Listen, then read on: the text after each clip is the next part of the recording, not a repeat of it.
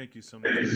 Good evening, wherever you are, or good morning, whatever it will be. So today we're going to cover the another commentary by Jamyen Khyentse Choti Lodro concerning the middle way or Madhyamaka. But first, I want to set the right intent by taking refuge and giving rise to bodhicitta, the mind of awakening. Buenas noches a todos, gracias por estar aquí. Hoy vamos a trabajar otro texto de Jamyen Choki Lodro sobre el Madhyamaka, pero primero quiero comenzar haciendo la toma de refugio. So now, whether you've received vows before or not, turn your mind to the three jewels of the Buddha, Dharma, and Sangha and toward placing all beings within the state of liberation. Entonces, hayan recibido votos o no, llevemos nuestra mente hacia el Buda Dharma, las tres joyas, y llevar en ese estado a todos los seres. With the aspiration to free every living being, until the essence of liberation is reached without ceasing, I go for refuge in the Buddha, in the Dharma, and the Sangha. Con la aspiración para liberar a todos los seres, yo tomo refugio en el Buda, el Dharma y la Sangha. With wisdom and with heartfelt love, diligently, for the sake of sentient beings, I place myself before the Buddhas and give rise to bodhicitta, the mind of awakening. Con un corazón lleno de amor, para liberar a todos los seres, me postro frente a los Budas y genero el bodhicitta, el corazón del despertar. And so now that we've turned our mind to the Dharma, to all of the three jewels, we can properly engage in the study and contemplation, and hopefully later the meditation of all of the Buddhas, that is on the middle way.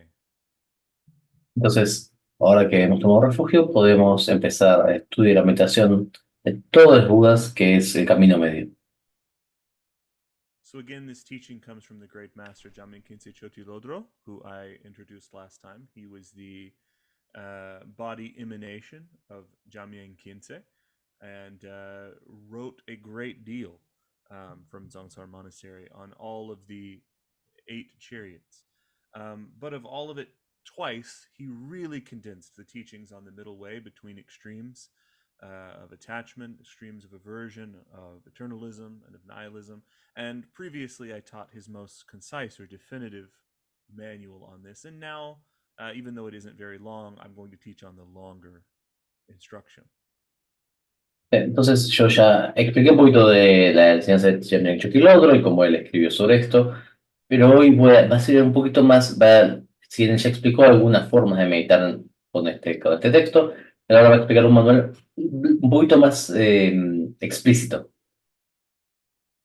And now, in some traditions, this work is called the Words of Chandra, and it means Chandra Kirti, the great Nalanda Pandit who upheld the teachings of Buddha Dharma, and is in both the Sutric and Tantric lineages. But since the title also has the word Shalung in it, it means it's more personal than just his words. It's like his personal advice. Entonces, él aquí lo que está diciendo es que este texto tiene las palabras de Chandra, que significa que viene de Chandrakirti, pero está puesto de una forma que significa más como un consejo personal. In fact, in the beginning of the title, it's titled Dishinsheg Kunji Gompatil.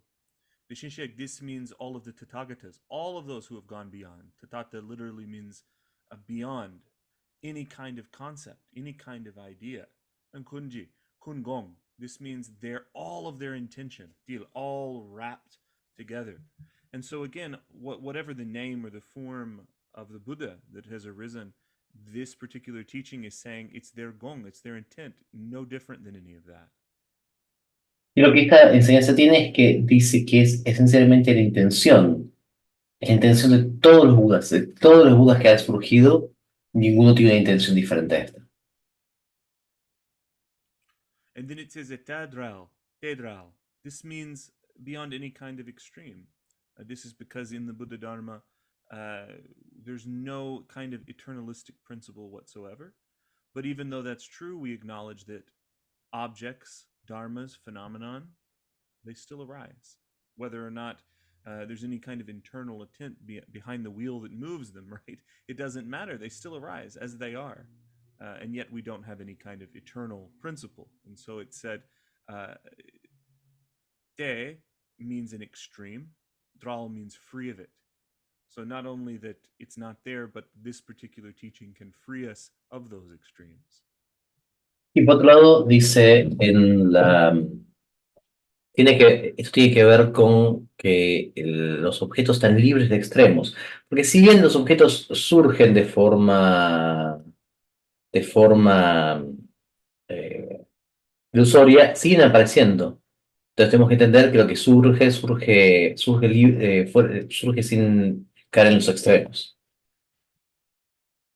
And then it says Uma Chimpo, this is the middle way, and this is the way of all of the three particular vehicles of Dharma, whether we're talking about the solitary realizers, or we're talking about the Mahayana, which is the vehicle that we're in, or we particularly practice uncommon Mahayana through Vajrayana. It's all the middle way between these extremes. It's Chinpo, it's great because it can actually bring us beyond suffering and not into any additional ideas or concepts we might have. En ese sentido, este es el camino, más allá de que uno siga cualquiera de los vehículos budistas, este es el camino que nos lleva más allá de los extremos. Por eso es el gran camino. And so then it says ne sang. This ne sang, ne means definitive, and sang means a secret. So again and again in this particular text, it will actually use the word sang, even though this isn't a so-called Vajrayana text. And so we kind of have to learn here, right at the very beginning, what Jamyang Khyentse Choti Lodro means by this word, sang, secret. Entonces, aquí también aparece la palabra san, secreto. Entonces, es raro porque no es un texto Vajrayana. Entonces, ¿qué significa acá secreto?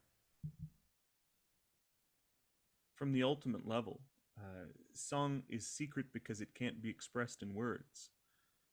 As much as anyone can explain something like a flavor of food or an experience, right? Like what it's like to go on a bus or a train.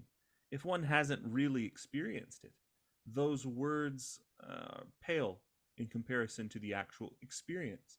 So even with something that simple, if one hasn't ridden a train, for instance, right? No matter how much someone says about it, it's still secret until it's experienced. Entonces, lo que dice es esencialmente, si bien uno, acá tiene que ver secreto con que no es porque es secreto como una enseñanza que no se habla, sino que hasta que uno no la experimente, va a ser puramente abstracto para uno. De la misma forma que si uno quisiera, uno le cuenta a la persona cómo es andar en tren, hasta que esa otra persona no se sube a un tren no va a experimentarlo. De la misma manera, esto, por más que se quiera acceder intelectualmente, se requiere la experiencia. But of course, this isn't just any kind of secret, like a secret we would keep from others, right? Because it's something we don't want others to know. There's those kinds of secrets too. But the word that describes this is ine in Tibetan. This word that I said means definitive.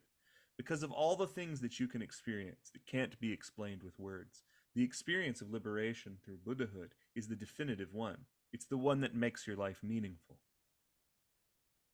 Lo que es difícil, entonces, en este caso significa no solamente meramente experiencias, ¿no? Por más que uno quiera explicar experiencia, pues son cosas que surgen, pero estas son las experiencias que cambian la vida, experiencias que le dan un sentido en particular. This kind of secret is like in the works of Karma Lingpa, the great Turton of the Nyingma school. In his common prayers, he has a line that says to the Buddhas, Buddhas of the three times, please bless me so that I won't return from this life empty handed. And what does this mean, empty handed? It means that all of your actions of body, speech, and mind, if they aren't directed toward the liberation of others, toward freedom from suffering, then you may engage in many things and accomplish many things, but it will be devoid of meaning compared to that liberation which you could bring to others. And that's ne. That's what makes something definitive within the Buddhist tradition.